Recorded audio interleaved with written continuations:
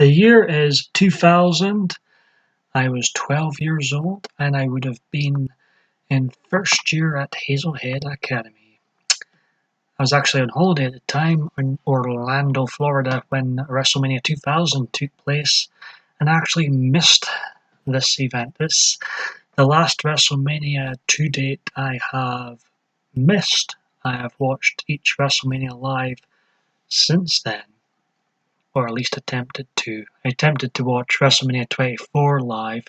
I did order it, but Sky played up, so it was kind of a miserable evening.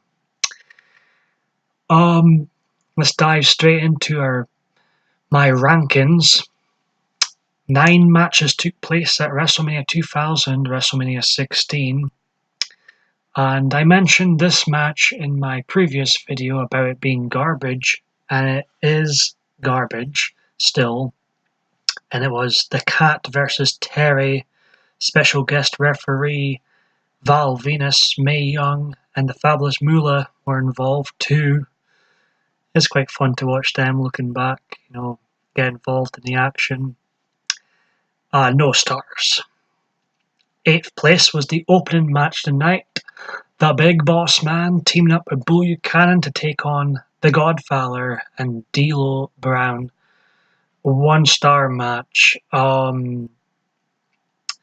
This would be the Big Bossman's last WrestleMania appearance. He was one of my favorites growing up, and yeah, still think he's one of the best, the Bossman.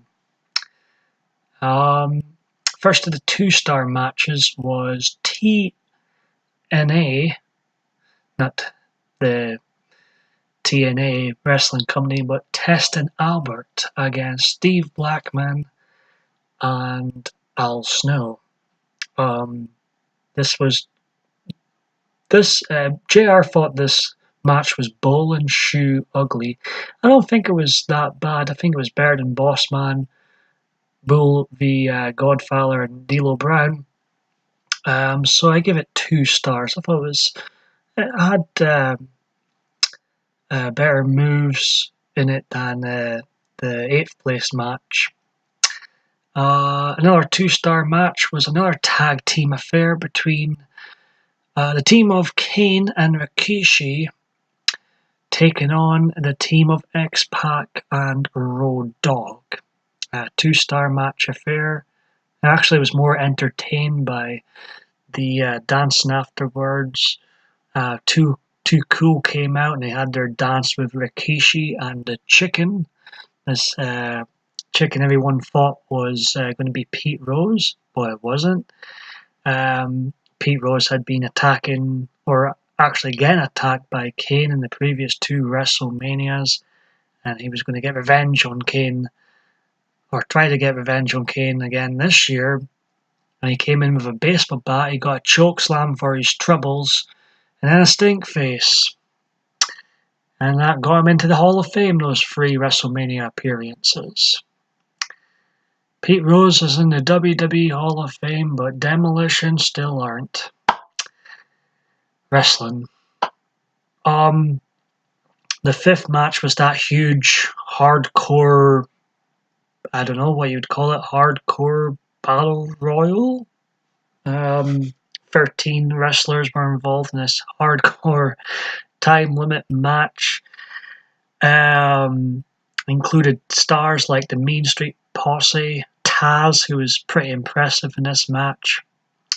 What a waste he was in the WWF. He was the star in ECW.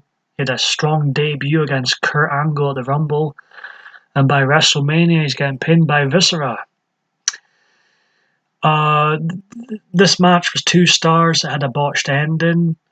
It was very hard to rate. There was just a lot of people getting hit by stop signs and other shit. It wasn't a great technical wrestling match. 4th place, I'm going to go with China teaming up with, who was our tag team partner again? China and, oh my god, it was Too Cool, Scotty Too Hotty, and Grandmaster Sexy, whom I've never liked. He annoys me. them three against the Radicals, which consisted of Eddie Guerrero, Perry Saturn, and Dean Malenko. 3-star match, the 6-man tag. It was a fun affair. All three of the Radicals, very good wrestlers. I actually always enjoyed Dean Malenko's work. Another guy that was underused in the WWF.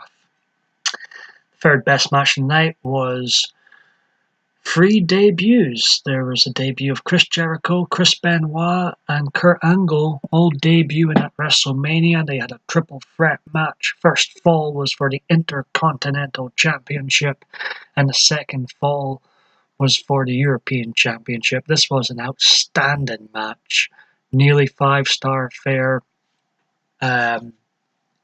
Chris Jericho walked out with the European title, and Chris Benoit walked out with the Intercontinental title. A lot of good moves, great wrestling on here. Kurt Angle, he's in my top 10 wrestlers of all time. I missed him when he left the WWE in 2006. Second best match tonight was the Triangle Ladder match, the stunt show of the night, and it was a pretty good stunt show. If you can suspend your disbelief, of how they get to these spots, this was a damn good stunt show, like I say, and yeah. Edge Christian won the World Tag Team titles from the Dudley Boys. Jeff and Matt Hardy were also in this match. Jeff and Matt Hardy probably were involved in the most memorable spots of the match, including Jeff Hardy doing his swanton bomb off the top of a large ladder onto Bubba Ray Dudley through a table on the outside.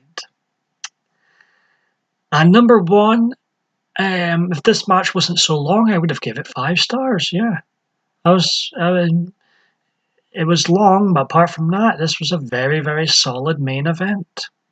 A McMahon was in each corner. It was WWF Champion Triple H with Stephanie McMahon in his corner versus The Rock with Vince, Mick Foley with Linda, and The Big Show with Shane McMahon. It was all sorts of drama going on with the McMahon family. The Big Show was eliminated first, following a chair shot to the back by Mick Foley. Rock bought him and he was out. Then we had a triple threat match between Triple H, Foley, and The Rock. It was done pretty damn good. Mick Foley was then eliminated with a pedigree onto a steel chair, and he retired. Of course, Mick Foley has came out of retirement just as much times as Hulk Hogan has. So he went out, and it was down to Triple H v The Rock. We got a sort of one-on-one match with The Rock and Triple H.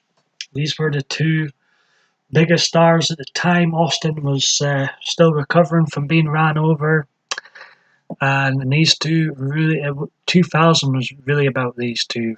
And The Rock was so over. I remember I was in America at the time. The Rock, there was an electricity about this show, and The Rock was super, super over.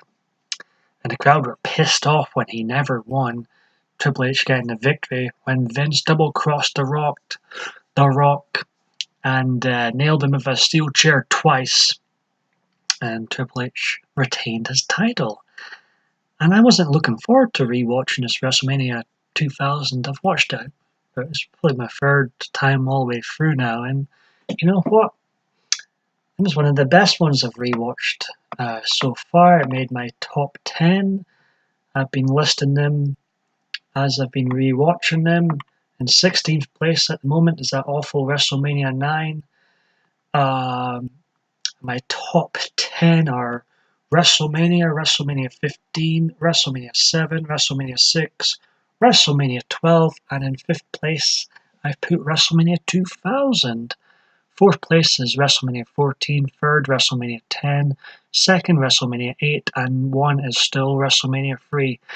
I've got a funny feeling that WrestleMania 3 won't be number one spot by the time I rewatch WrestleMania 17. Spoiler alert, WrestleMania 17 is the greatest wrestling pay-per-view ever in my mind, and I'll be rewatching it tomorrow. I've already reviewed it and WrestleMania 8 this year, but I didn't want to exclude them from this rating series I'm going through, and I never actually rewatched those shows when I did review them earlier in the year, so I think my videos will be better when I rewatch the shows. Anyways, I'll see you all for WrestleMania X7.